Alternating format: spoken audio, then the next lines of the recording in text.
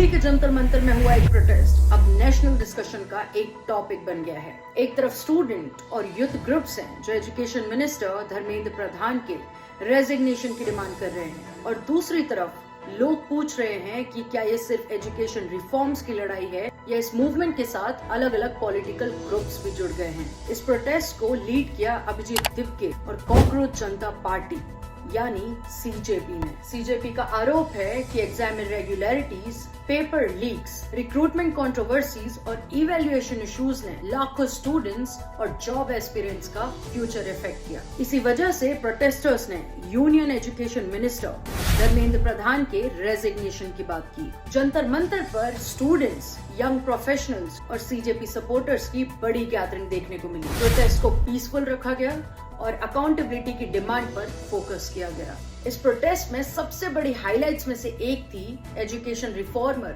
और एक्टिविस्ट सोनम वांगचुक की मौजूदगी। वांगचुक खुद जंतर मंतर पहुंचे और उन्होंने कहा कि एजुकेशन सिस्टम में सिर्फ एग्जाम्स नहीं बल्कि पूरे सिस्टम को रिफॉर्म करने की जरूरत है। उन्होंने प्रोटेस्टर्स के एजुकेशन अकाउंटेबिलिटी और रिफॉर्म्स के डिमांड को सपोर्ट किया।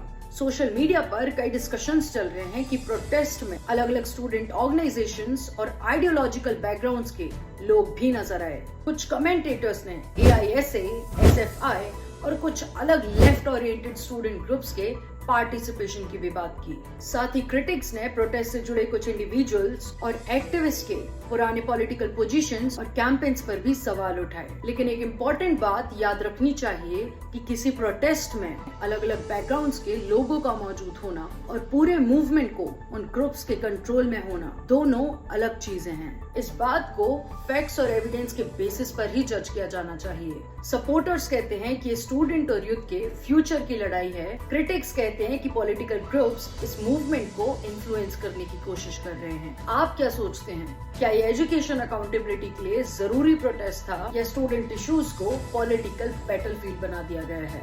कमेंट करके अपने ओपिनियंस जरूर बताइए।